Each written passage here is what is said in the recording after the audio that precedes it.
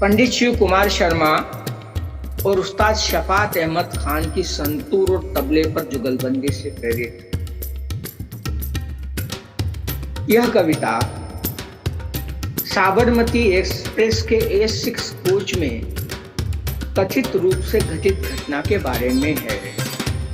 वह दुर्घटना जिसके बारे में कहा जाता है कि थी वह एक काला इतिहास, एक गहरा धब्बा दुनिया के सबसे बड़े लोकतंत्र पर सन 2002 के किसी मनहूस दिन को धरा। पढ़ता हूँ फोरेंसिक विज्ञान प्रयोगशाला अहमदाबाद की रिपोर्ट क्रमांक 2, संदर्भ CR 9/2002, Godhra railway police station. मौके पर की गई जांच जिसमें दर्ज है पिघला हुआ लोहा, एल्यूमिनियम, 59 लोगों की राख का ढेर और उसमें दबी हुई चिंगारी जिसने जन्म दिया था गुजरात के दावानल।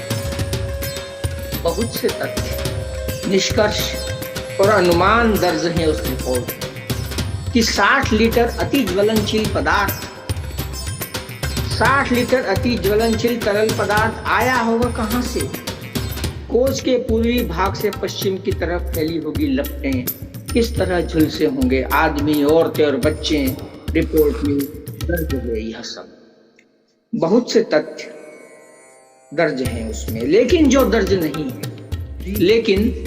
दर्ज नहीं है वो एक तथ्य जो रहा ओझल मीडिया की लपलपाती आंखों से, नजरअंदाज हुआ जो प्रत्यक्षदर्शियों से, जो चूक गया गहन वैज्ञानिक परीक्षणों से भी। यह कविता साबरमती एक्सप्रेस के A6 कोच में उस दिन दर्ज किया गया वही तथ्य। उस दिन 2 यात्री और चढ़े थे उस बोगी में अलस सुबह, और कुल जमा 50 मिनट 25 सेकंड की एक अभूतपूर्व जुगलबंदी हुई थी वहां स्वर और भाव। एक थे पंडित शिव कुमार शर्मा जिन्होंने खचाखच भरी बोगी में निकाल कर संतूर छेड़ दिया था राग अलावा। सा नी सा प ध सा नी सा सा नी सा सा ध नी सा सा प प ध प ग रे रे, यह आलाप था। रचना विलंबित लय रूपक ताल, स्ट्राइकर से थिरक रहा था संतूर का एक एक तार। थम गया था शोर डिब्बे का और सांस रोककर सुना जा रहा था स्वर लहरियों। पंडित शिव कुमार शर्मा जिनके बाल यूं ही नहीं घूम रहे थे जन्मजात, वह किसी छेड़े गए राग की संगत थी। कभी कभार उठाते अपना सिर झटका देकर और इस बहाने खोजते आसपास जमा स्तब्ध भीड़ में कुछ। था तो सब पूरा पूरा, लेकिन फिर भी लग रहा अधूरा। यह एक आगाज था, एक शुभारंभ, एक सूर्योदय जिसकी पहली पहली केसरिया किरणें बल खा रही थी झंकृत होकर समूचे डिब्बे। तभी दोस्तों, आज हमारे स्टूडियो में हमारे बातचीत के मंच पर उपस्थित हैं वरिष्ठ कवि, कहानीकार, संपादक और ये जो हैं ये पिछले कई सालों से बॉटनी के प्रोफेसर रहते हुए हिंदी साहित्य की सेवा कर रहे हैं और बहुत चर्चित हैं। निरंजन जी, आपका बहुत बहुत स्वागत है हमारे स्टूडियो में। और ये मेरा सौभाग्य है कि आपने अपने व्यस्त समय में से थोड़ा सा समय निकाल के मुझे दिया है।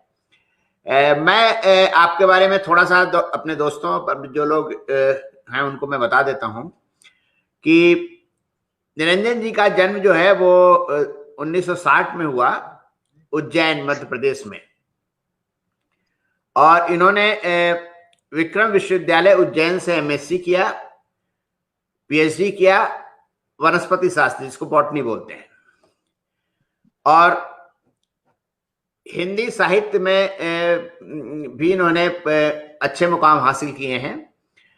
इनका कहानी संग्रह है उनके बीच का जहर तथा अन्य कहानियां, जहां से जन्म लेते हैं पंख, ये काव्य संग्रह है। जुगलबंदी काव्य संग्रह, धुआं कहानी संग्रह, आगदार तीली, ये जो है वो निबंध संग्रह है। इसके अलावा जैसा कि मैंने बताया कि ये एक पत्रिका के संपादक भी हैं, समावर्तन पत्रिका जो है वो रेगुलर निकाल रहे हैं और काफी लंबे अरसे से निकाल रहे हैं। इसके बाद इन्होंने बच्चों के लिए भी लेखन किया हुआ है और इनकी कई रचनाओं का अंग्रेजी और अन्य भाषाओं में अनुवाद हुआ है। निरंजन जी को अभिनव शब्द शिल्पी सम्मान भी मिला है और जैसा कि मैंने बताया कि आजकल ये बॉटनी के प्रोफेसर हैं। तो निरंजन जी, ये बताइए कि आप जो हैं वो, पहला सवाल तो मेरा यही है कि आपने बॉटनी में खूब पढ़ाई की, मतलब पढ़ाई के मतलब आपने एमएससी भी किया, पीएचडी भी की और बॉटनी पढ़ाते भी हैं। तो ये साहित्य के प्रति रुझान आपका किस तरह से हो गया और कब से ये शुरू हो गया? धन्यवाद अरविंद जी। कुछ इसे औपचारिकता न समझें, लेकिन सबसे पहले तो मैं दो चीजें कहना चाहूंगा। सबसे पहले तो आपका यानी अरविंद कुमार का और उनके इस मंच का बहुत आभार मैं मानता हूं, जिन्होंने ये अवसर प्रदान किया मित्रों से मिलने का। दूसरा, कल ही हमारे देश के बड़े शायर का इंतकाल हुआ है, राहत इंदौरी साहब का। तो उन्हें मैं उनकी स्मृति को नमन करता हूं, उनके ही एक शेर के साथ कि मैं जब मर जाऊं तो मेरी अलग पहचान लिख देना, मैं जब मर जाऊं तो मेरी अलग पहचान लिख देना, लहू से मेरी पेशानी पर हिंदुस्तान लिख देना। नमन राहत इंदौरी साहब। रहा सवाल आपके प्रश्न का, ये वाकई में जो आपका प्रश्न है ये बहुत दिलचस्प और संयोग है कि ये प्रश्न भी मेरे भी मतलब भीतर हमेशा विद्यमान रहा और मुझे भी लगता था कि देखिए ये उस वक्त की बात थी। स्कूल में उज्जैन में मैं पढ़ने में ठीक ठाक ब्रिलियंट स्टूडेंट की तरह माना जाता था और उस वक्त ये परंपरा थी। अब नहीं है वो, अच्छा है, लेकिन उस वक्त परंपरा थी कि जो थोड़े बहुत शार्प बच्चे हैं उनको विज्ञान लेना चाहिए, वो इंजीनियर बने, डॉक्टर बने, आईएएस बने, जो भी है, लेकिन उनको विज्ञान, आर्ट्स और दूसरे जो डिसिप्लिन्स हैं हमारे, उनसे उनको दूर रखा जाता था। तो निश्चय ही मुझे जो है विज्ञान में दाखिला दिलाया गया, लेकिन मेरी रुचि शुरू से ही, उसके दो कारण हैं, मैं आपको बताऊं, चूंकि अब बहुत दिलचस्प और जरूरी और निजी सवाल आपने पूछा है। इसमें मेरे घर का और मेरे घर के पर्यावरण का, परिवेश का बहुत बड़ा योगदान रहा। मेरे पिता डॉक्टर विश्वनाथ श्रोत्री, हम लोग बहुत साधारण परिवार से आते हैं अरविंद जी। तो वो शिक्षक रहे माध्यमिक, उच्चतर माध्यमिक विद्यालय में। मेरी माता भी शिक्षिका रही, निर्मला देवी। तो ये मेरे पिता जो थे वो हिंदी और संस्कृत के बड़े विद्वान थे और बड़े संघर्षों से उन्होंने अपना जीवन जिया। दुखद है कि पिछले साल मैंने अपने पिता को खोया और इस साल अपनी माँ को, उनको दोनों को नमन। लेकिन मेरे पिता की जो पढ़ाई थी, जब हम लोग बहुत छोटे थे, उन्होंने अपनी सारे पोस्ट ग्रेजुएशन और ये सारी चीजें, पीएचडी वगैरह है, वो सारी जो है बाद में की, यानी हम लोगों के जन्म के बाद।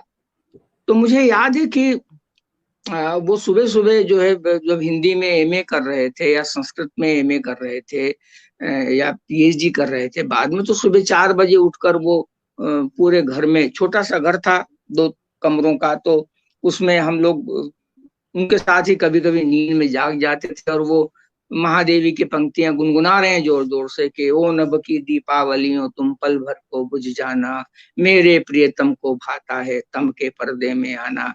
और सूरदास की पंक्तियां कि वो जो पत्र लिखा है कृष्ण ने, और गोपियां उचक उचक कर उसको देख रही, हमको लिख्यो है कहा, हमको लिख्यो है कहा, कहन सबे लगी। तो उन चीजों से एक साहित्य के, जिसको कहते हैं बीज, वो कहीं ना कहीं पड़ गए थे। दूसरा इसमें सबसे बड़ा योगदान मेरे पिता के अलावा रहा डॉक्टर प्रभाकर श्रोत्रिय, जो मेरे चाचा थे। उनका भी स्वर्गवास हुआ, 4-5 साल हो गए। तो वो हिंदी के हम सब जानते हैं बहुत बड़े विद्वान आलोचक और नाटककार रहे हैं, बड़े बड़े पदों पे भी रहे। लेकिन मेरा जो पारिवारिक रिश्ता था उनसे, वो ये था कि उन्होंने बताया कि वाकई में साहित्य या कविता या कोई भी विधा क्या होती है, दृष्टि क्या होती है, लेखक क्या होता है, उसका संघर्ष क्या होता है। और वे खुद भी इतने मतलब जुझारू और संघर्षशील व्यक्ति थे कि उनका जीवन देख देख कर भी मैंने अपने भीतर साहित्य के प्रति अपने आप ही एक एक जिसको कहते हैं ना जीन्स में भी होता है, तो जीन्स में भी कहीं ना कहीं था। तो मेरा इस तरह से साहित्य से अनुराग शुरू से रहा। हालांकि मैं विज्ञान में भी उतना ही अच्छा करता रहा, मेरे बॉटनी में भी, और जो टॉक्सिकोलॉजी जो मेरा विषय रहा विशेषज्ञ के रूप में पीएचडी का, उसमें भी मेरे कई अंतर्राष्ट्रीय शोध पत्रों में प्रकाशन हुआ। लेकिन जो जो प्राण जिसको कहते हैं ना, जहाँ बसते हैं, वो साहित्य में बसते थे। और कई बार मुझे लगता था कि मैं गलत ट्रेन में सवार हूँ। मुझे कई बार लगता था कि यदि मैं शायद हिंदी साहित्य का सिलसिलेवार अध्ययन करता, एक सिलेबस की तरह, एक पाठ्यक्रम की तरह, तो शायद ज्यादा बेहतर कर पाता। तो ये बात एक बार मैंने अपने महाविद्यालय के प्राचार्य थे डॉक्टर पेंढारकर, वे भी दिवंगत हो गए। तो मैंने उनसे, वो मेरे से बड़ा स्नेह रखते थे, हिंदी के विद्वान थे, निराला जी के शिष्य थे वो। तो मैंने उनसे पूछा कि डॉक्टर साहब, मुझे लगता है, ऐसी बात चल रही थी कि मैं किसी गलत ट्रेन में सवार हूँ, मैं विज्ञान में क्या कर रहा हूँ, मुझे यहाँ होना चाहिए था। तो उन्होंने एक वाक्य से मेरा सारा संशय दूर किया। उन्होंने कहा, निरंजन, ये विज्ञान और साहित्य की जुगलबंदी है। उनके इस वाक्य से मेरे सारे संशय दूर हुए, और मुझे लगा कि नहीं, ये भी एक तरीका है। ये भी, मैंने जो साहित्य की जो वायवीयता होती है, साहित्य एक एरियल चीज है, हम जानते हैं। तो उसमें जो विज्ञान का जो ठोस है, जो तार्किकता है, जो लॉजिक है, वो किस तरह से इंटरप्ट करता है और किस तरह से साहित्य उसके जरिए निकलता है, ये मुझे अनुभव हुआ कई बार। तो ये एक कारण रहा अरविंद जी। तो मैं ये मानता हूं कि ये हुआ, लेकिन मुझे लगता है कि शायद मैंने ठीक किया विज्ञान पढ़कर भी, ताकि मैं उस ठोस धरातल की खोज कर सका जिस पे साहित्य को खड़ा होना चाहिए। जी। विज्ञान पढ़ने से एक फायदा ये होता है, मतलब अगर विज्ञान सही ढंग से पढ़ा जाए तो एक तो वो तर्क, जिसको आज इंसान को तार्किक बनाता है। दूसरा वो है कि वो चीजों को देखने का एक साइंटिफिक, वैज्ञानिक नजरिया देता है, वैज्ञानिक दृष्टिकोण, नजरिया, या बिल्कुल। हाँ। और ये जो जुगलबंदी जो आपकी है, मतलब ये गलत ट्रेन पे तो नहीं कहना चाहिए आपको। ये जो आपका साइंस और हिंदी साहित्य की जो जुगलबंदी है, ये निश्चित तौर पर ही ये और अन्य लेखकों से आपको, अन्य कवियों से आपको अलग करती होगी। क्योंकि मेरा खुद का भी मैंने देखा है बहुत सारे लोगों को जो कि साइंस में हैं, या जो मान लीजिए चिकित्सक हैं भी हैं, और उन्होंने बेहतरीन रचनाएं की हैं, मतलब हिंदुस्तान में भी और विदेशी साहित्य में। जी जी जी जी, बिल्कुल बिल्कुल। और ऐसे ऐसे कई लोग हैं आजकल, तो कई लोग जो है दूसरे स्ट्रीम से आ रहे हैं। जी, आपने चिकित्सक का नाम लिया, डॉक्टर ज्ञान चतुर्वेदी हैं। ज्ञान चतुर्वेदी कितने बड़े व्यंग्यकार हैं हमारे समय के, लेकिन बहुत बड़े कार्डियोलॉजिस्ट भी हैं हमारे समय। कार्डियोलॉजिस्ट। जी। अच्छा निरंजन जी, एक बात बताइए कि जैसे आपने लिखना शुरू किया, और जाहिर सी बात है पहले आपने अपने दोस्तों को, अपने मित्रों, परिचितों को, सबको सुनाया होगा अपनी रचनाओं को, फिर आपने पत्रिकाओं में भेजना शुरू किया होगा। थोड़ा बताइए कि इसमें संघर्ष कितना करना पड़ा आपको, मतलब साहित्यकारों की भीड़ में अपनी जगह बनाने में। जी जी जी। दरअसल जैसा कि मैंने आपको बताया कि लिखना तो मेरा शौक भी था, वो शौक क्या कहें, मतलब एक तरह से लगता था कि हाँ लिखना चाहिए। तो मतलब आप ये मानिएगा कि जब मैं 10वीं 11वीं में या कॉलेज में जब गया, तब भी मैं छोटी छोटी रचनाएं या कुछ भी मतलब कहानी है या कविता है या इस तरह की, जो हालांकि वो उनमें बहुत कच्चापन था, हम भी जानते हैं, वो शुरुआती रोज की रचना थी, तो मैं अखबारों में और सुनाने का तो बड़ा मुश्किल है, हालांकि माता पिता प्रोत्साहित करते थे। लेकिन ठीक है, वो तो अपने वो उनका प्रोत्साहन एक अलग किस्म का प्रोत्साहन, अपना बच्चा लिख रहा है तो कौन मतलब उसको मना करेगा। लेकिन ऐसा कोई माहौल उज्जैन में, उस मेरी सारी शिक्षा दीक्षा उज्जैन में हुई, तो ऐसा कोई बहुत ऐसा पर्यावरण था नहीं मेरे आसपास जिसको कि हम साहित्यिक पर्यावरण, हालांकि उज्जैन जो है हम जानते हैं कि साहित्य और सांस्कृतिक नगरी है साहित्य की, लेकिन उसमें मुझे आसपास कोई ऐसा बहुत लगता नहीं था कि मुझे कोई सिखाएगा या बताएगा कि ये अच्छा है ये बुरा है। तो अपने ही मन से ऐसा करके कभी समाचार पत्रों में कुछ भेज दिया, कभी कुछ कहाँ भेज दिया, ये तो इस तरह से सारी चीजें बड़े समय तक चलती रही। फिर कुछ जैसे घरेलू पत्रिकाएं, जब मेहनत की थोड़ी सी लगा कि हाँ कुछ है इसमें, कुछ मित्रों से भी बात हुई तो उन्होंने कहा, जब मैं कॉलेज में गया खास करके, तो उन्होंने कहा कि हाँ ये कविता तो अच्छी है, जरा इसको यहाँ भेज दो। कौन सी पत्रिकाएं नहीं पता थी, तो घर पे जो पत्रिकाएं, जैसे मैंने कहा कि हम एक मध्यम वर्गीय परिवार से आते थे, तो जैसे सरिता है, मुक्ता है या इस तरह की जो घरेलू पत्रिकाएं आती थी, उसमें मैंने कविता भेज दी और उसमें स्वीकृत हो गई एक बार, सरिता में। बहुत पहले, मतलब ये पता नहीं कितने वर्षों हो गए, मेरे ख्याल से 1974-5 की बात होगी, तो ये कविता सरिता में छप गई। तो बड़ा मेरे को, दिल्ली प्रेस की वो पत्रिका थी, तो बड़ा ऐसा लगा कि हाँ ये कुछ है। तो इन सब चीजों से थोड़ा सा, लेकिन लौटती भी बहुत थी और उन्हीं से अपना कच्चापन भी पता चलता था। तो वो चुटकुला एक है ना कि वो अधिकांश पत्रिकाएं दिल्ली से निकलती थी, तो बाद में जो है वो चुटकुला बहुत चला कि भाई आपके यहाँ से दिल्ली कितना दूर है। तो जवाब था सामने वाले का कि यार पता नहीं, पूछा, लेखक से ही पूछा कि कितना दूर है, तो लेखक का ही जवाब था कि पास ही होगा यार, क्योंकि आज रचना भेजता हूँ 3-4 दिन में वापस आ जाती है। तो ज्यादा दूरी नहीं होगी। तो ये सब झेला, लेकिन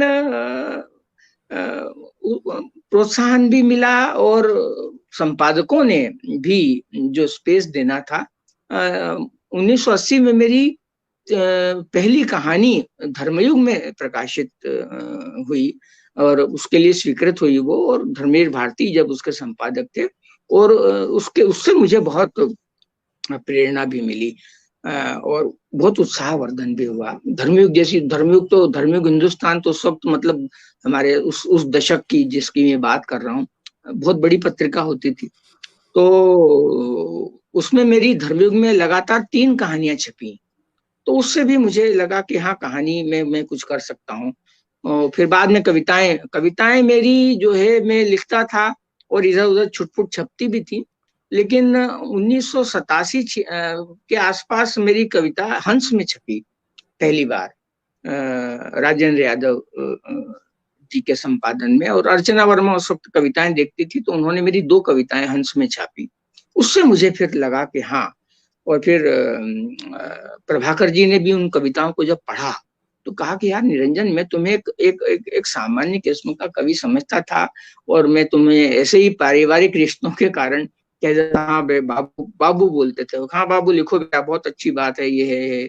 लेकिन ये जो 2 कविताएं तुम्हारी, यदि तुम ऐसी कुछ कविताएं लिख दो तो निश्चित रूप से जो है हिंदी कविता में तुम्हारा स्थान बहुत। ये अरविंद जी, मैं आपको बताऊं कि जो परिवार होता है, परिवार केवल पारिवारिक रिश्ते नहीं, उसका जो समाज होता है, जो दोस्त होते हैं, उसके जो आसपास के लोग होते हैं, वो एक प्रकार का सपोर्टिंग सिस्टम तैयार करते हैं। जो एक व्यक्ति केवल अकेला लेखक नहीं बन जाता, उसके लेखक बनने में कई चीजें, कई लोगों का योगदान होता है, कई संपादक हैं, कई घर के लोग हैं, आपकी पत्नी है, आपके सास ससुर हैं, आपके माता पिता हैं, आपके भाई बहन हैं, आपके मित्र हैं, आपके संपादक हैं, आपके आलोचक हैं, ये सारे मिलकर एक लेखक को खड़ा करते हैं।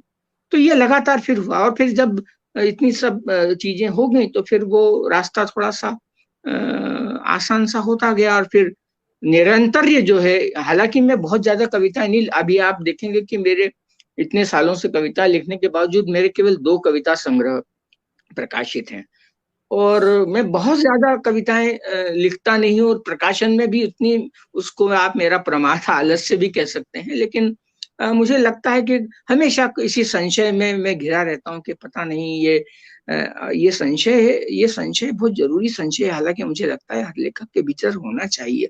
लेकिन इस कारण मैं प्रकाशन के मामले में थोड़ा सा, लेकिन फिर भी आधार प्रकाशन से फिर मेरी दोनों किताबें आई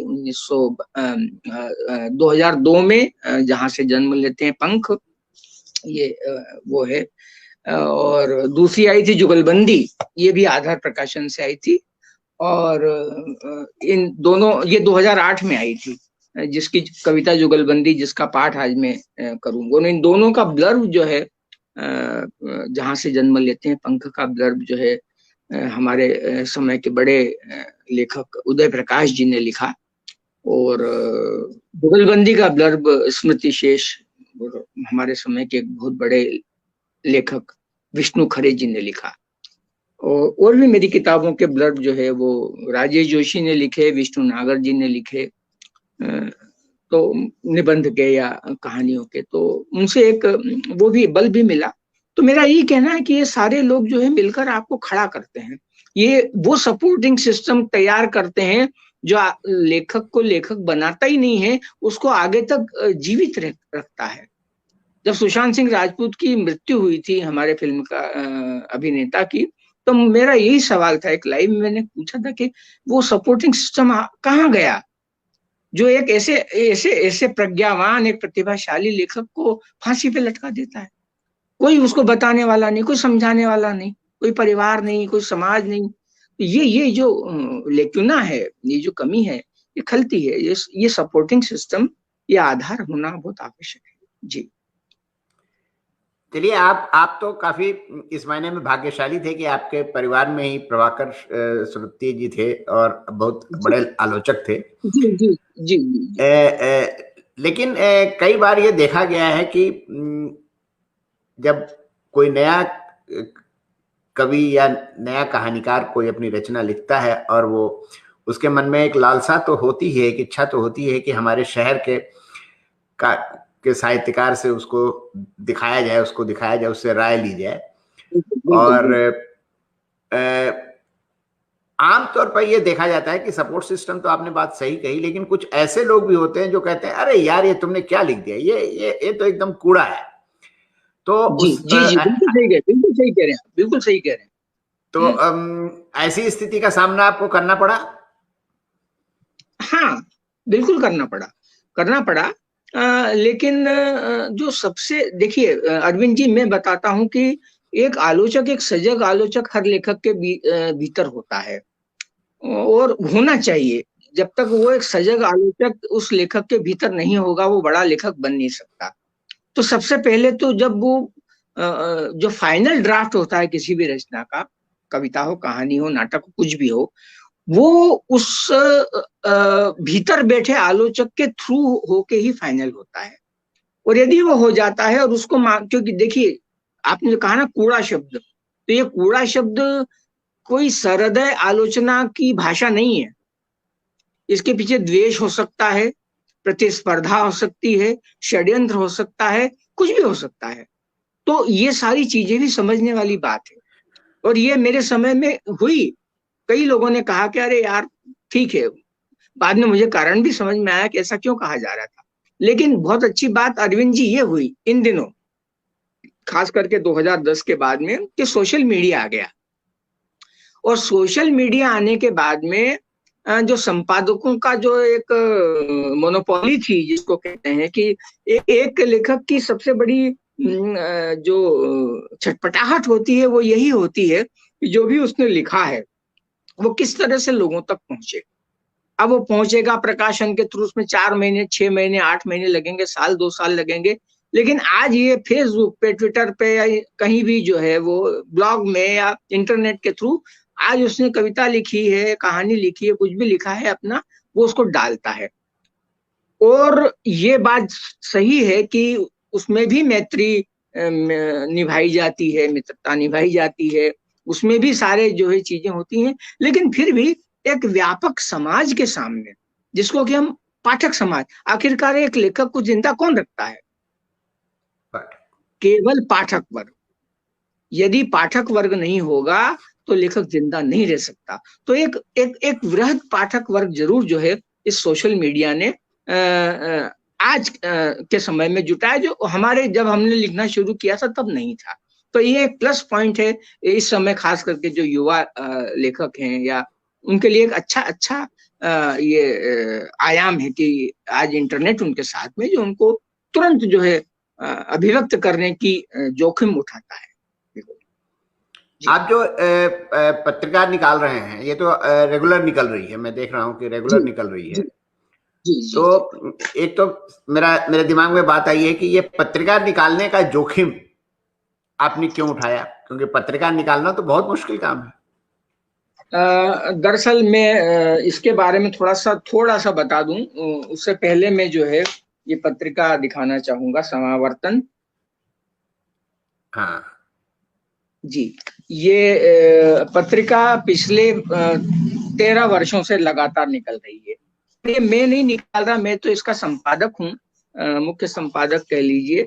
लेकिन आज मैं आपके मंच के माध्यम से बता दूं कि ये एक व्यक्ति की और उसके परिवार की वो सांस्कृतिक जिद कह लें, हम साहित्यिक जिद कह लें, वो है डॉक्टर प्रभात कुमार भट्टाचार्य, जो उज्जैन में एक रिटायर्ड व्यक्ति हैं, 87 साल के हैं। लेकिन उनकी बहुत इच्छा थी कि एक पत्रिका ऐसी निकाली जाए, लेकिन पत्रिका निकालने का जोखिम, जैसा आपने कहा, उनके पास कोई संसाधन नहीं थे ये। लेकिन उन्होंने अपनी पूरी पेंशन, वो पॉलिटिकल साइंस के प्रोफेसर थे और अपने डीन रहे स्टूडेंट वेलफेयर विक्रम यूनिवर्सिटी के। तो और बहुत अच्छे रंगकर्मी लेखक, उपन्यासकार तो थे ही, लेकिन उनकी बहुत इच्छा थी कि ऐसी पत्रिका निकले उज्जैन से जिसमें साहित्य, सांस्कृतिक, मतलब वो किसी झंडे के नीचे न हो, वो किसी संगठन के नीचे न हो, वो एक मुक्त प्रकार की पत्रिका हो, जिसमें बहुत सारा स्पेस हम अपने आसपास के लेखकों को दे सकें। तो वो शुरुआत हुई, और वो शुरुआत हुई सन 2008 में। और इसकी शुरुआत हुई दिल्ली में, नई दिल्ली में जो है कुंवर नारायण जी ने इंडिया इंटरनेशनल सेंटर में इसका लोकार्पण किया था। और हिंदी के तमाम लेखक उसमें मौजूद थे, और तब से उसके बाद में जो आपने कहा जोखिम में, तो उसमें उन्होंने अपनी पूरी पेंशन लगा दी। हम लोगों ने कहा कि हम जो है, उन्होंने मुझे चुना कि आप तुम इसके संपादक हो जाओ। मैंने कहा मैं इतनी बड़ी पत्रिका का संपादक है? बोले नहीं निरंजन, तुम, उनका बड़ा स्नेह था, बोले तुम कर सकते हो। तो मैं बहुत ना नुकुर करने के बाद फिर मैंने दायित्व इसका स्वीकार किया, और हमने कहा कि नहीं ठीक है, जब ऐसी स्थिति है, जब विज्ञापन नहीं मिल रहे हैं उससे कोई, वो केवल पाठकों की और उसकी मेंबरशिप पर यदि आधारित है, तो हम अपना कोई किसी भी प्रकार का मानदेय नहीं लेंगे इसमें, और ये पूरी तरह जो है हम अवैतनिक इसमें काम करेंगे। हम चूंकि समर्थ हैं, हम कॉलेज में हैं, ठीक है, और भी लोगों ने कहा कि नहीं हम भी जो है इसमें अपना योगदान देंगे। तो इस तरह से सिलसिला लगातार पिछले 13 वर्षों से जारी है। इसके बाद अरविंद जी, मैं सबसे बड़ी बात आपको बताऊं कि ये पत्रिका एक व्यक्ति की जिद के कारण, जैसा कि मैंने कहा, वो चल रही है, और आज इसने अपना मुकाम बनाया हिंदी साहित्य में। और यदि आप अनुमति दें तो इसमें जो मेरी मुख्य भूमिका रही, जिसके कारण इस पत्रिका को भी एक अलग नजरिए से देखा गया, और खास करके जो भूमिका एक एक हिंदी की पत्रिका को या किसी भी भाषा की पत्रिका को निभानी चाहिए, वो है युवा कवियों के लिए, युवा लेखकों के लिए स्पेस देना। देखिए, कोई भी पत्रिका किसी भी स्थापित लेखक को तो बहुत खुशी से छापेगी, निश्चित रूप से, वो तो ब्रांड नेम है। लेकिन जो नया व्यक्ति है, जो छटपटा रहा है एक प्लेटफॉर्म के लिए, एक स्पेस के लिए, या जिसको कि मतलब ऐसी पहचान की आवश्यकता है कि एक बार उसको आप उसकी रचनाओं के साथ में खड़ा कर दें यदि, तो उसको लोग जानेंगे, पहचानेंगे, उसका नाम साहित्य जगत में उस तरह से कहीं ना कहीं रेखांकित होने की स्थिति में आएगा। ये सिलसिला हुआ सन 2010 अप्रैल से। तो ये 10 वर्षों से 11 वर्षों से मैं ये काम कर रहा हूँ। और एक दिन प्रभात जी ने फोन पर मुझे डांट कर कहा कि तुम कवि हो, कैसे कवि हो, तुमको जो है नए लोगों को सामने लाना चाहिए। मैंने कहा कैसे दादा, कैसे करूंगा? बोले नहीं, तुम खोजो, इतने लोग हैं यहाँ पर पूरे देश में, खोजो, लोगों से मंगवाओ कविताएं। और इस तरह से ये सिलसिला हुआ। और अरविंद जी रेखांकित नाम से ये युवा कविता स्तंभ लगातार निर्बाध रूप से, जब से ये पत्रिका 2010 के बाद में 2 साल बाद ये शुरू हुआ, वो तब से ये निर्बाध चला आ रहा है। और ये अभी तक में 125 युवा कवियों को इस स्तंभ में प्रकाशित कर चुका हूं। उसमें उनकी 10 से लेके तो 15-20 तक कविताएं होती हैं, क्योंकि 1-2 कविताओं से 4 कविताएं भी यदि मान लीजिए किसी कवि की छप गई तो उससे कोई बड़ा दृश्य नहीं बनता उस कवि का। तो हम चाहते थे कि हर शेड की कविताएं उसकी हो, 15-20 कविताएं हों, उस पर फिर मेरी एक टिप्पणी होती है और उनका लेखक का परिचय होता है, फोन नंबर होता है, ईमेल होता है, ताकि पाठक सीधे संपर्क कर सके अपने कवि से। तो इस तरह से ये शुरू में तो बहुत दिक्कत हुई, मुझे एकदम मेरे ऊपर थोप दिया गया और प्रभा जी ने कहा अगले अंक से शुरू करना है आप।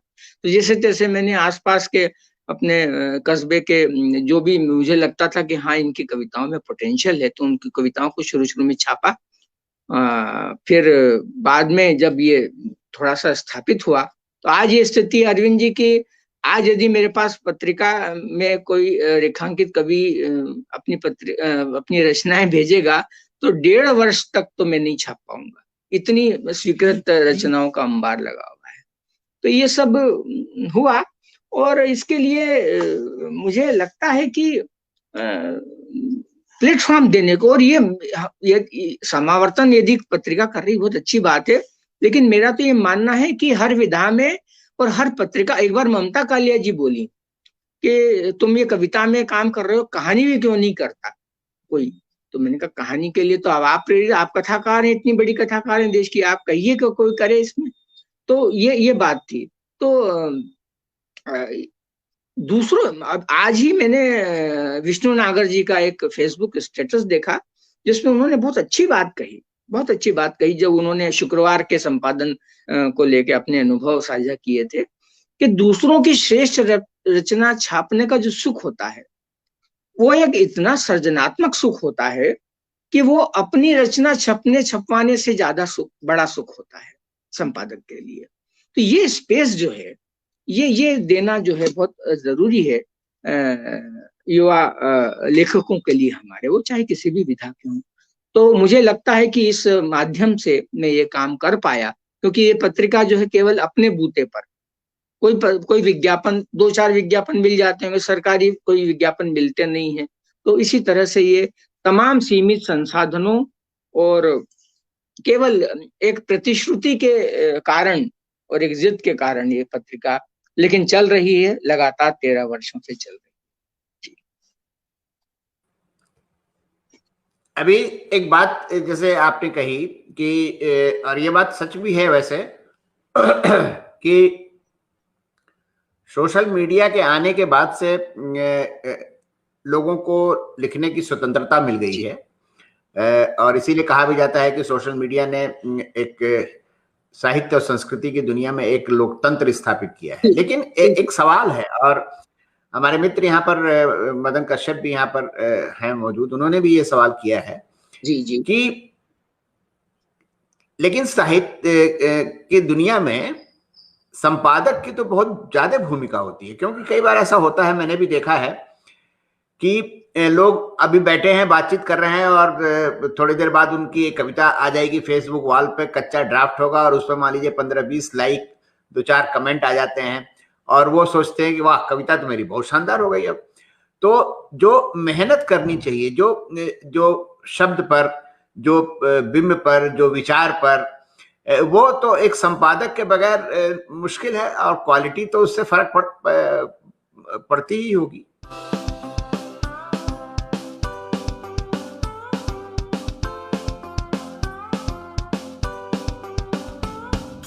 नहीं नहीं, ये बात आपने बिल्कुल बिल्कुल सही कही है। और अब बस देखिए यही बात है बस। अब यही है कि मतलब सोशल मीडिया, चाहे फेसबुक हो, ट्विटर हो, या तमाम तरह के इंटरनेट के माध्यम हो, इस कबाड़ में क्या अच्छा है ये चुनना बहुत ही मुश्किल काम होता है। और आपने ये कहा, देखिए संपादक की भूमिका तो होती ही है। यदि यदि भूमिका नहीं होती तो संपादक क्यों होते, मैं क्यों बैठा होता है आपसे बातचीत कर रहा होता, वो तो अपनी जगह है ही। लेकिन मैंने यही आपसे कहा था कि केवल एक एक जो इस उस तरह की डेमोक्रेसी है जिसको कि कल को आप कूड़ा कह के फाड़ कर फेंक देते थे, और वो व्यक्ति इतना मायूस हो जाता था। देखिए हम सब लोगों ने भी शुरुआती कविताएं ऐसी ही लिखी हैं, बिल्कुल लिखी हैं, कविताएं भी, कहानी भी, कि आज वो यदि हमारे सामने आती तो हम उसको फाड़ के फेंक देते, है ना। लेकिन लेकिन सोशल मीडिया ने कम से कम उसको वो ऑक्सीजन दी है। मेरा मेरा यही कहना है। मदन जी की, भाई मदन जी मेरे बहुत अच्छे अग्रज हैं, मेरे मित्र भी हैं, और उनसे मैं बहुत कुछ सीखता भी हूँ। तो उन्होंने ये जो सवाल उठाया है बहुत सही उठाया है कि ये तो खतरा उसमें है ही। अब मैंने जो शुरुआत में बात की थी कि हमारे भीतर जो आलोचक बैठा है, देखिए आप लाइक तो क्या मैत्री भाव में भी कर देंगे हैं, और बुराई उसकी जो है वो उस द्वेष में भी कर देंगे, जो हमारे समय में तब घटित हुई जब सोशल मीडिया नहीं था। तो बात लगभग वही है। अब यहाँ पर आपको अपना आत्मावलोकन करना पड़ेगा, आत्म परीक्षण करना पड़ेगा कि ये जो लाइक आ रहे हैं, जो कमेंट आ रहे हैं, ये किसके हैं। मान लीजिए मेरी कविता पर 100 लाइक आ जाते हैं और 150 कमेंट आ जाते हैं, और वो केवल ऐसे पाठकों के होते हैं, ठीक है। लेकिन उसके बीच में कुछ महत्वपूर्ण कवियों के कमेंट आते हैं, मान लीजिए। हालांकि कवि लोग बहुत मुश्किल से कमेंट करते हैं, मैंने आपको कहा ना, स्पेस की बड़ी दूसरों के लिए, लेकिन मान लीजिए आते हैं। तो ऐसे पाठकों के, ऐसे ऐसे संपादकों के, ऐसे कवियों के जो जो कि हमारे समय के महत्वपूर्ण हस्ताक्षर हैं, उनसे पता चलता है कि नहीं यार, आपने जो लिखा वो ठीक ठाक है। तो सोशल मीडिया की भूमिका अनंतिम भूमिका नहीं है, उसकी भूमिका है, लेकिन वो अपना रोल प्ले कर रही है, ये मेरा कहना है। और संपादक की जो भूमिका है वो तो अद्भुत होती है। जुगलबंदी जिस तरह से छपी, उसमें संपादक की भूमिका थी। हम जानते हैं, जब मैं सुनाऊंगा अंतिम क्षणों में, तो ज्ञान रंजन ने उसको सारा, मतलब जो जो उनका क्रम था कि पहल में पत्रिका में छपना है 2 साल का समय, उन्होंने कहा कि नहीं मैं इसको अभी प्रेस में दे देता, लेकिन अंक प्रेस में जा चुका है, इसलिए अब ये अगले अंक में आ पाएगी। तो संपादक की भूमिका तो है, तो इसमें कोई शक नहीं है। लेकिन सोशल मीडिया ने कम से कम उसको एक जो सृजनात्मक विस्फोट की, और खास करके नए लोगों में, कि मैंने जो लिखा है उसको कम से कम 4 लोग तो पढ़े, 10 लोग तो पढ़े, तो वो जो आउटलेट है, क्योंकि वो आउटलेट यदि नहीं होगा तो वो व्यक्ति तो या तो डिप्रेशन में जाएगा, या टूट जाएगा, या हम तो ये सोशल मीडिया से भी सीखने का समय है मेरे विचार से, और आकलन करने का समय है। जी नहीं, आप बात आपने सही कही। और जैसे आप युवा रचनाकारों को, नए रचनाकारों को रेखांकित करके आप उनकी रचनाएं छापते हैं, तो मतलब एक सजग संपादक जो होगा, जो मतलब सही मायने में संपादक होगा, और मतलब साहित्य में नए लोगों को लाना चाहेगा और उनकी प्रतिभा को पहचान लेगा, वो तो सोशल मीडिया का सर्वेक्षण करके, सोशल मीडिया का रिसर्च करके अच्छे अच्छे रचनाकारों को तो वो खोज ही सकता है। ये मेरे साथ हुआ ना, संवाद ये बना मेरे साथ सकता हुआ, है। बिल्कुल। और मैंने कई कई कवियों को इस सोशल मीडिया प्लेटफॉर्म से खोजा है। मेरी तो मतलब, अब चूंकि नए लोगों को खोजना है, तो इसमें मित्र भी लोग, मदन कश्यप जी ने मेरी मदद की, विमल कुमार ने मदद की, कई लोगों ने मदद की मेरी। आनंद गुप्ता है कोलकाता में, वो मैं कहा भाई आप तो छप गए, आपके आसपास जो नए लोग लिख रहे हैं, जो आपको लगता है कि वाकई में इनमें पोटेंशियल है, इनकी रचनाएं भिजवाइए। एक संपादक के लिए इतने सारा पढ़ पाना जो है और देख पाना बहुत मुश्किल होता है। तो कई लोग मुझे इस सोशल मीडिया प्लेटफॉर्म पर भी मिले, और उनसे मैंने मंगाई कविताएं, और आज वो मतलब वो तो स्थापित कवि हैं, और लगभग 90% जो कवि हैं वो बहुत अच्छे आज के मेन स्ट्रीम के कवि हैं, ऐसा नहीं है। हालांकि देखिए ये जो है, इसमें रेखांकित की भूमिका बहुत सीमित है। रेखांकित में आप एक केवल एक प्लेटफॉर्म दे सकते हैं। ये नहीं, मैं कभी मेरे को ये मुगालता नहीं रहा कि मैंने किसी, कहते हैं लोग, कह रहे तुम तो युवा कवियों के मसीहा, मैंने कहा ये सब बेकार की बातें हैं। जो व्यक्ति, जो कवि खड़ा होता है वो अपने बूते पर खड़ा होता है। एक प्लेटफॉर्म, एक पत्रिका जो न्यूनतम कर सकती है वो ये है कि वो उसको एक प्लेटफॉर्म, एक मंच दे सकती है ना। बाकी जो है वो आपको करना है। जैसे आपने मुझे एक मंच दिया बातचीत का, जो मंच दिया है, अब बातचीत जो करना है, जैसी करना है, उसकी क्वालिटी क्या होगी, वो तो उस बातचीत करने वाले पर है। तो वो बाद का जो पूरी यात्रा है, जो पूरा संघर्ष है, वो कवि का खुद का होता है। तो यदि आज वो कुछ है तो अपने बूते पर है। पत्रिका केवल एक मंच देती है, उसको देना चाहिए जिसको, हमेशा, चाहे वो सोशल मीडिया हो चाहे जी। एक आखिरी सवाल और उसके बाद आपकी कविता सुनेंगे। सवाल ये है कि आज चूंकि आप संपादक भी हैं, पत्रिका निकाल रहे हैं और सोशल मीडिया में भी आप सर्वेक्षण करते रहते हैं, आज कल जो रचनाएं लिखी जा रही हैं जी, है ना, इनका मूल्यांकन आप किस तरह से कर रहे हैं? मतलब ठीक है, लिख रहे हैं लोग, उनके अंदर प्रतिभा है, लेकिन ये रचनाएं लंबे समय तक किस तरह स्थापित हो पाएंगी कि नहीं हो पाएंगी, रचनाकार आगे जाके स्थापित हो पाएगा नहीं हो पाएगा, मतलब क्वालिटी वाइज आप रचनाओं को किस तरह से देख रहे हैं?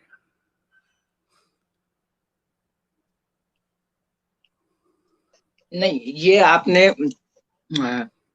महत्वपूर्ण प्रश्न पूछा है कि जो इन दिनों जो लिखी जा रही रचनाएं हैं, उनका मूल्यांकन कैसे होगा, और उनसे हमें कितनी अपेक्षाएं, आशाएं करनी चाहिए। तो मैं, अरविंद जी, बहुत स्पष्ट रूप से बता दूं कि मैं चूंकि युवा कविता पे काम कर रहा हूँ इतने वर्षों से, तो मैं युवा कविता पर बोलना, जो मेरा फील्ड है, उसमें मैं थोड़ा सा शायद अधिकार पूर्वक बोल भी पाऊं कि इन दिनों जो है सबसे ज्यादा आरोप यदि लगाए जा रहे हैं तो वो युवा कविता पर लगाए जा रहे हैं कि इनके पास कोई भाषा नहीं है, कोई संवेदना नहीं है, कोई राजनीतिक समझ नहीं है, बिंब नहीं है, उस तरह का धैर्य नहीं है, वगैरह वगैरह वगैरह। और ये केवल जो है एक ही बात का पिष्ट पेषण है, पुनरावृत्ति है, रिपीटिशन है, और सब में एक तरह की मोनोटोनी है, एक रास्ता है। आप किसी भी कवि की कविता लगा दो और उसका नाम हटा दो तो आप बता नहीं पाएंगे। तो ये सब सारे मिथ्या आरोप मुझे लगते हैं, और इसका प्रतिकार करना मैं बहुत आवश्यक समझता हूँ इस मंच पे। अरविंद जी, मैं बहुत जिम्मेदारी से कहना चाहता हूँ कि अभी तक जो 125 क्या 135 करीब हो चुके हैं, मतलब मैं, अब हो जाएंगे वो, उनकी रचनाएं मेरे पास हैं। इन सारे कवियों को, कवित्रियों को, एक समय था जब कवित्रियां पत्रिका में मुझे रचनाएं शुरू में नहीं भेजती थी, और भेजती भी थी तो वही चूल्हा चक्की वाली, उस टाइप की, स्त्री विमर्श का वो गांधीर्य उसमें नहीं था उस तरह से। या स्त्री विमर्श भी ना कहें तो मतलब वो एक सीमितता में घिरी हुई कविताएं होती थी। लेकिन बाद में कई कवित्रियों ने इतनी महत्व, मैं एक का नाम तो क्या लूंगा, 125 नाम है तो किसका नाम लूं, नेम ड्रॉपिंग का बहुत बड़ा खतरा भी होता है। लेकिन अधिकांश कवित्रियां, लगभग सभी कवित्रियां जिन्होंने रचनाएं भेजी मुझे, उनमें एक अलग ही प्रकार का प्रेम के प्रति, घर के प्रति, रिश्तों के प्रति एक अलग ही प्रकार की संवेदना है, अद्भुत बिंब है, अद्भुत भाषा है। और तमाम युवा कवि जिनके संपर्क में मैं आया हूं और जिनकी मैं कविताएं पढ़ता रहता हूं, जिनको छापा है, उनमें एक सजग राजनीतिक दृष्टि है। उनकी कविता को आप कह सकते हैं कि हाँ, it's a poetry of dissent, ये प्रतिरोध की कविता है। तो ये कहना बिल्कुल एक तरह से आप युवा कविता को एक सिरे से नकार दें, ये बहुत बड़ा अन्याय होगा इस पूरी युवा पीढ़ी के लिए। तो मैं इसके बिल्कुल खिलाफ हूं, इस तरह के आकलन के। और धैर्य भी बहुत है उनमें। और ये जरूर है, अब अधैर्य तो फिर हम सब लोगों में भी शुरू शुरू में बहुत होता था। एक व्यक्ति अपनी रचना भेजता है तो वो 15 दिन बाद फोन आने शुरू हो जाते हैं, ये सब आप भी जानते हैं, सभी जानते हैं। तो वो होता है, लेकिन वो पार्ट ऑफ द गेम है, वो तो होता ही है। लेकिन क्वालिटी के स्तर पर, गुणवत्ता के स्तर पर, चेतना के स्तर पर और कविता की समझ के स्तर पर जो इस वक्त युवा कविता लिखी जा रही है, उसे उससे मुझे बहुत बहुत उम्मीदें हैं। और मुझे लगता है कि ये लोग सारे जो है, जिनको कि आज प्लेटफॉर्म मिल रहा है या जो लगातार प्रकाशित हो रहे हैं और निरंतरता में हैं, है ना, तो वो मिलके कल की कविता का चेहरा हिंदी का बनाएंगे, ऐसा मैं मानता हूँ। तो इन्हीं इन्हीं मानकों पर हमको कविता को समझना परखना भी होगा, और हम समझते परखते भी हैं। जी, एज ए संपादक, मतलब संपादक के तौर पर क्या आप जैसे किसी की रचना आई और उस आपको वो अच्छी लग रही है, लेकिन आपको लग रहा है कि इसमें थोड़ा बहुत अगर इसका दुरुस्त कर दिया जाए या थोड़ा बहुत, तो आप रचनाकार से संवाद बनाते हैं या? ये आपने अद्भुत सवाल पूछा। ये आज का सबसे अच्छा सवाल है। ये इसलिए सवाल है क्योंकि ऐसा सवाल कभी किसी ने पूछा नहीं, जो कि पूछा जाना चाहिए था। हमारे समय में जिन संपादकों से हमारा वास्ता पड़ा, तो वो या तो छपती थी या फिर लौटा दी जाती थी, दो चीजें होती थी। छपी है, क्यों छपी है यह कभी पता नहीं चलता था, और न छपी है तो क्यों नहीं छप रही है ये, इस बारे में मैंने जो देखा है, मैं मानूंगा राजेंद्र यादव जी को और ज्ञान रंजन जी को, कि उनसे उनसे जब भी जैसे ज्ञान रंजन जी, वो तो पोस्टकार्ड लिखते हैं, लेकिन वो बता देते हैं कि तुम्हारी कविता में ये है, मर्म है, ये अच्छा है, ये बुरा है, और मैं इसको छाप रहा हूँ, नहीं छाप रहा हूँ, वगैरह वगैरह। राजेंद्र यादव जी का भी, राजेंद्र यादव जी का ये था, एक कहानी मेरी हंस में उन्होंने छापी, नंगा आदमी। मैंने उनको, उस वक्त तो ये नेट वेट इतना होता नहीं था, तो मैंने डाक से ही भेजी थी। तो उनका फोन आया मेरे पास कॉलेज में कि निरंजन तुम्हारी कहानी मिली और कहानी में छाप रहा हूँ, लेकिन है ना ये कहानी मुझे ऐसा लगता है कि मोहन राकेश की एक कहानी है, परमात्मा का कुत्ता। तो क्या ये कहानी तुमने पढ़ी है क्या? मुझे लगता है कि उस मोहन राकेश की कहानी के इम्प्रेशन तुम्हारी कहानी में है। तो मैंने अपने स्मृति को टटोला, मुझे याद नहीं आया कि मैंने परमात्मा का कुत्ता, मैंने कहा मैं ज्ञान यादव जी देख के मैं बताता हूँ। मैंने उसको खोजा, फिर मैंने देखा कि परमात्मा का कुत्ता में कुछ अंश ऐसा था जो उससे उस तरह से उसके समानांतर किस्म से था, लेकिन वो एकदम ही अलग बात थी। तो यादव जी फोन करके लेखक से पूछ रहे हैं, और मेरा भी निजी अनुभव ये है कि जितने कवि छापे हैं उसमें से आप 125 से पूछ लीजिए, कुछ लोगों को छोड़कर।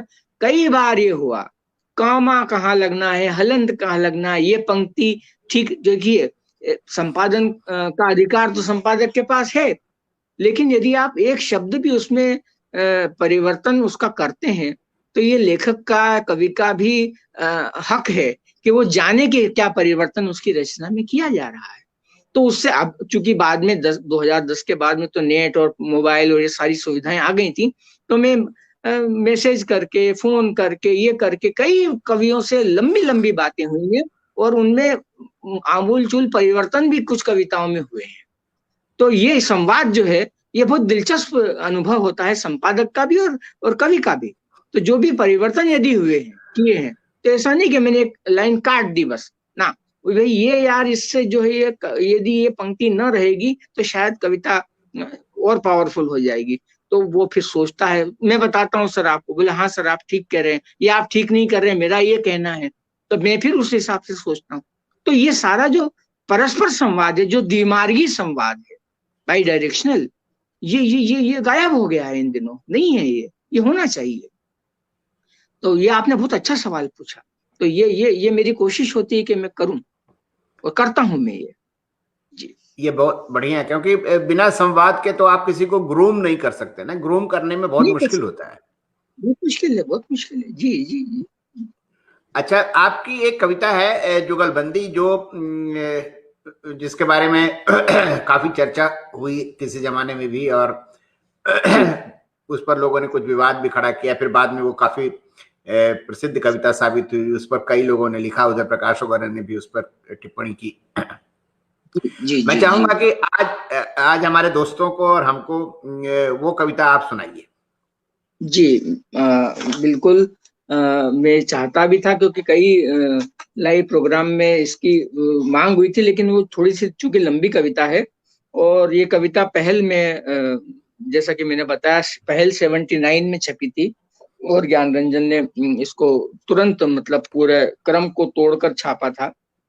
और फिर भी ये लगभग 2 साल तक अलक्षित रही। बाद में एक पहल सम्मान समारोह बनारस में हुआ था। उसमें मैंने इस कविता का पाठ किया था पहली बार शायद, और उसमें हिंदी के तमाम कवि लेखक मौजूद थे। तो जब ये कविता का पाठ किया, तो विजय कुमार, जो हमारे समय के बहुत बड़े कवि और आलोचक रहे हैं, गंभीर आलोचक, उन्होंने जो है इस कविता को पढ़कर मुझे गले लगा लिया था।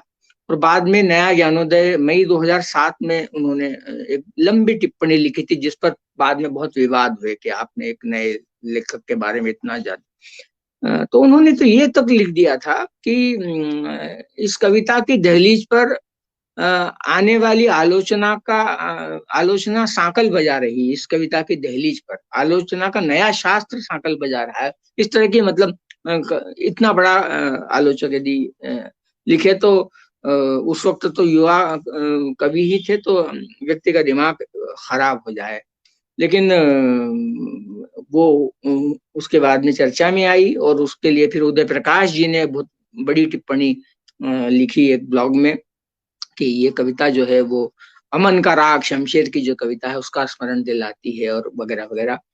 और फिर उसके बाद में अविनाश दास जो है हमारे समय के अच्छे फिल्मकार, जिन्होंने अनारकली ऑफ आरा जैसी फिल्म बनाई है स्वरा भास्कर को लेके, उन्होंने अपना ब्लॉग चलाते थे वो मोहल्ला, उसमें इस पर लंबी चर्चा की 1 हफ्ते तक, और उसमें खूब विवाद मचा।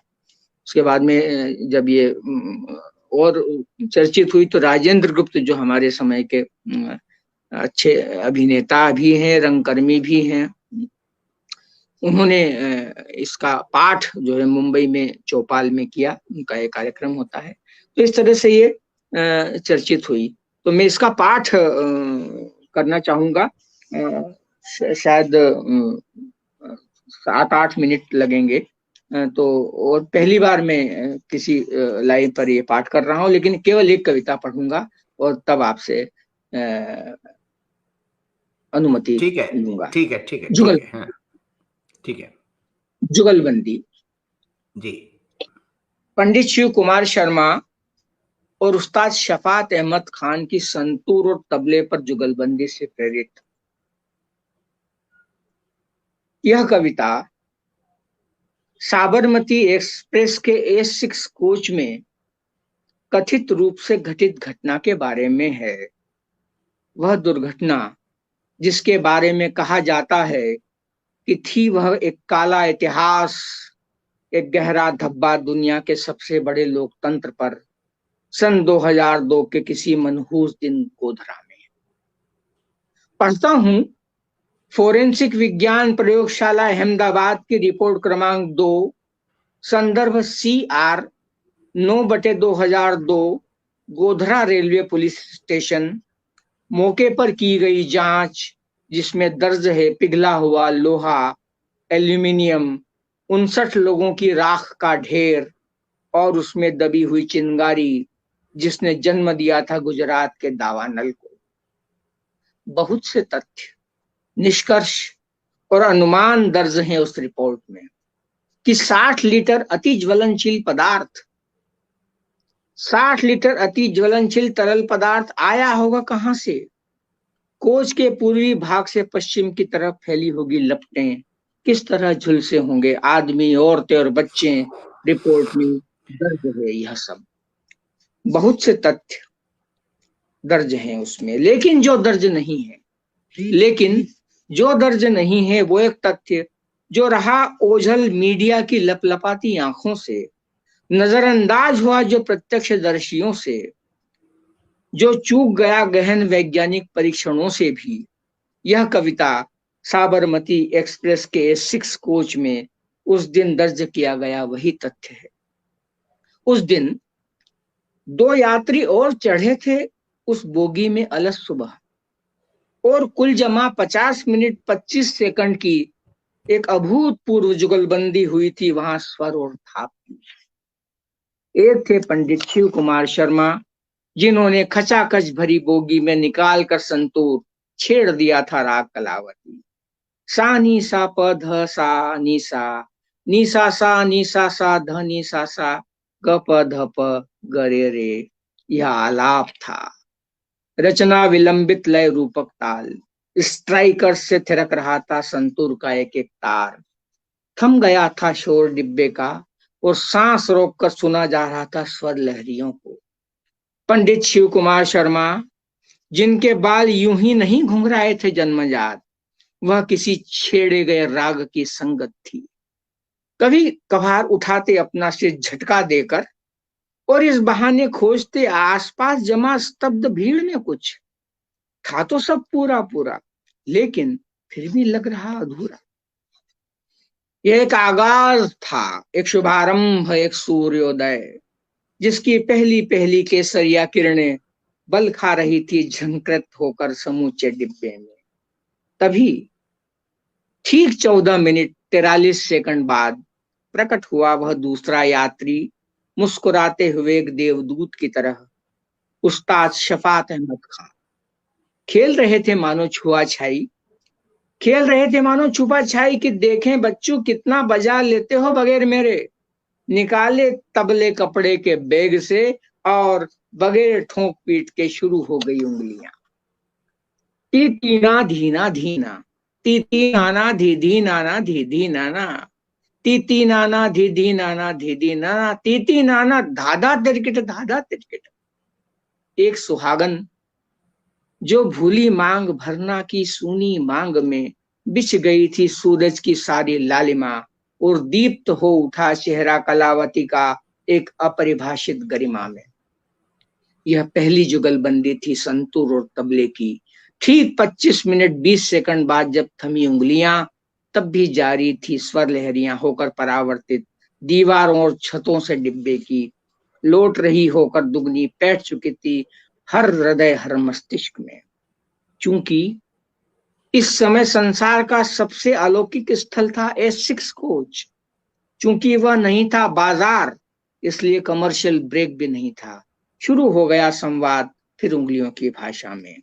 दिन दिन धागे तिरकिट तू ना कत्ता धागे तिरकिट धीना, दिन दिन धागे तिरकिट तू ना कत्ता धागे तिरकिट धीना।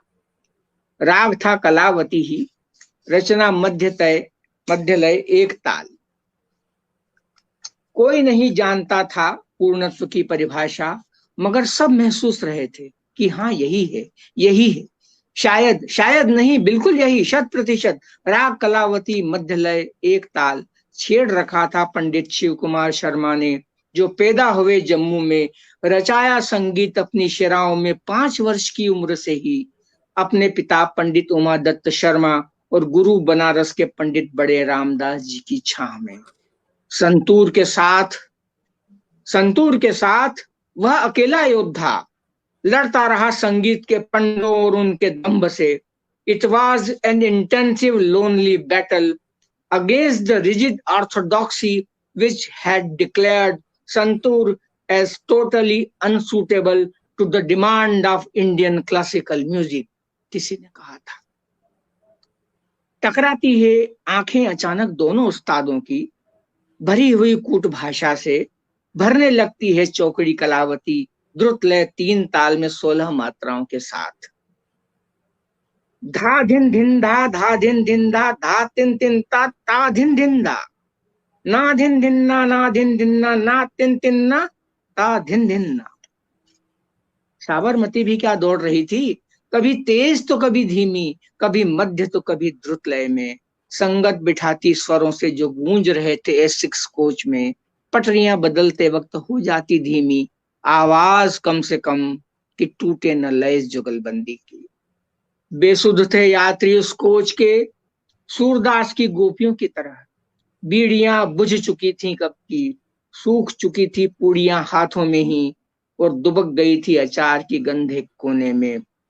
माए भूली ढांपना उघड़े स्तन अपने, और बच्चे छोड़कर दूध स्वर लोरियों के सहारे डूब चुके थे गहरी नींद में। 18 मिनट 45 सेकंड की इस दूसरी जुगलबंदी के बाद फिर हुआ इशारा दोनों के बीच, और बगैर अंतराल के मुड़ गई दिशा स्वर लहरियों की। रचना मिश्र खमाज, ठुमरी अंग दादरा ताल, दाक दिना दिन ताक दिना दिन धाक दिना दिन ताक दिना दिन। वाह। साबरमती एक्सप्रेस का A6 कोच साक्षी था उस अलौकिक सम्मोहन का, जब मरा हुआ चाम जीवित हो उठता है, जब मरा हुआ चाम हो उठता है जीवित दूसरे चाम के स्पर्श से। उस्ताद शफात अहमद खान, दिल्ली घराने के कलाकार, जिन्होंने सीखा संगीत अपने पिता एवं गुरु छम्मा खान से, जो सिद्ध हस्त थे बजाने में चांटी का बाज। परंपरा 18वीं शताब्दी की, जिसे रखा जीवित इस उस्ताद ने तमाम उपेक्षाओं के बावजूद। जुगलबंदी नहीं, यह प्रार्थना थी दरअसल, कि लहलहा उठे मुरझाई फसलें, बहने लगे झरने सदियों से सूखे, भर जाएं उजास से अंधेरी सुरंगे दुनिया की, स्पंदन होने लगे पत्थरों में। चरम पर जब पहुंची जुगलबंदी, आंखें मुंदी और प्रार्थना में उठे हुए थे हाथ। अल्लाह ने ले लिया था सभी को अपने अमान में। देवता बरसा रहे थे फूल आकाश से A6 कोच पर, उन फूलों का भी कहीं जिक्र नहीं है फोरेंसिक रिपोर्ट में। वाह। चलती रही जुगलबंदी, चलती रही जुगलबंदी। समय भी था भौचक रुका हुआ एक जगह, कि आखिर कौन कर रहा किसकी संगत। यह एक काफिर और एक म्लेच्छ की जुगलबंदी थी। यह एक काफिर और एक म्लेच्छ की जुगलबंदी थी, जो दुनिया को एक लय में बांध लेना चाहती थी। यह जुगलबंदी एक विस्तार था उन जुगलबंदियों का, जो खेतों कारखानों में पसीना बहाते, पत्थर तोड़ते, मकान बनाते, क्रिकेट और हॉकी खेलते, या विवाह के मंत्रोच्चार के बीच शहनाई बजाते उस्ताद बिस्मिल्लाह खान द्वारा की जाती है। जुगलबंदी जो इकबाल नारायण जैसे नामों, जुगलबंदी जो इकबाल नारायण जैसे नामों, शहनशाह अकबर के साम्राज्य, शरद जोशी, नासिरा शर्मा, अमजद अली खान और शाहरुख खान जैसे घरों, या अलगू चौधरी और जुम्मन शेख के प्रगाढ़ आलिंगन में मौजूद होती है। वाह। तभी तभी ट्रेन रुकी झटके से, तभी रुकी ट्रेन झटके से। स्वर लहरियों ने कर दिए थे खामोश सभी उन्मादी नारे। उतर गए दोनों योद्धा साथी गलबहियां करते, पंडित शिव कुमार शर्मा और उस्ताद शफात अहमद खान, अपने हथियारों समेत। चीर कर भीड़ को करते हुए गर्जना, ना समझो यह जुगलबंदी का देश है। अब क्या इसके बाद यह कहने की जरूरत है इस कविता में? अब क्या इसके बाद यह कहने की जरूरत है इस कविता में कि थम गई थी भीड़ वहीं, और फेंक दिया गया था अति ज्वलनशील तरल पदार्थ वहीं कहीं झाड़ियों में, कि फरवरी 2002 की 27 तारीख को साबरमती S6 कोच में नहीं हुआ था कोई हादसा, कि फोरेंसिक विज्ञान प्रयोगशाला की रिपोर्ट क्रमांक 2 CR नंबर 9 नंबर 2002 में दर्ज निष्कर्ष किसी भयानक दुस्वप्न के हैं, कि फोरेंसिक विज्ञान प्रयोगशाला अहमदाबाद की रिपोर्ट क्रमांक 2 CR नंबर 9/2002 में दर्ज निष्कर्ष दरअसल किसी भयानक दुस्वप्न के हैं। वह दुस्वप्न जिसे देखने के लिए थे अभिशप्त हम सभी, दुनिया के तमाम लोग एक साथ, और जिसने जन्म दिया था दुस्वप्नों की एक श्रृंखला को, कि लय ताल प्रेम और आनंद से ठसाठस भरी उस तरल बोगी में जगह कहाँ थी किसी लपट की, कि यह दुस्वप्न एक महान रचना में प्रक्षिप्त एक ऐसा क्षेपक है जिसका कोई संबंध नहीं होता मूल पांडुलिपि से। धन्यवाद। वाह वाह। निरंजन जी, जितनी जबरदस्त बातचीत हुई उससे तो जबरदस्त ये कविता थी और मैं तो एकदम खो गया था। ये वाकई एक शानदार कविता है और इसे कई मंचों पर पढ़ा जाना चाहिए, जो मेरी अपनी पर्सनल राय है। आपने बहुत अच्छी कविता लिखी और आपसे बहुत अच्छी बात। पहली बार इस कविता को आपके मंच पर पढ़ा और मैं एक बार फिर से जो है आपका यानी अरविंद कुमार का और उनके बातचीत के इस मंच का और हमारे तमाम दर्शकों श्रोताओं का बहुत बहुत आभारी हूँ कि उन्होंने अपना समय निकाल कर मुझे सुना। जो भी कुछ कच्चा पक्का मैं कह पाया, जो कुछ समझता हूँ, सीखने की हमेशा सीखने की ही इच्छा होती है अरविंद जी। और हमेशा मैं अपने आप को एक कवि और लेखक होने के बजाय एक मनुष्य, एक साधारण मनुष्य होना, उसी तरह जीना, ये मेरी प्राथमिकता है जीवन की, अब जैसी भी है, लेकिन ये मैं करता हूँ, कोशिश रहती कि यही करता रहूं। जी, आपका बहुत बहुत धन्यवाद और नमस्कार।